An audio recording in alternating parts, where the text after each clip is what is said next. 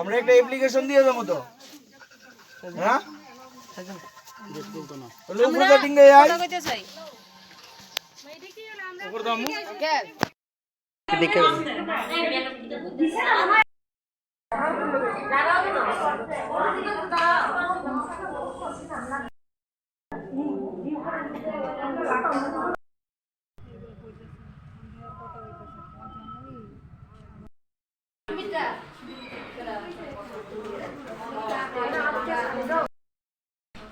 আজকের প্রোগ্রামটা হচ্ছে আশা ভরসা দিবস।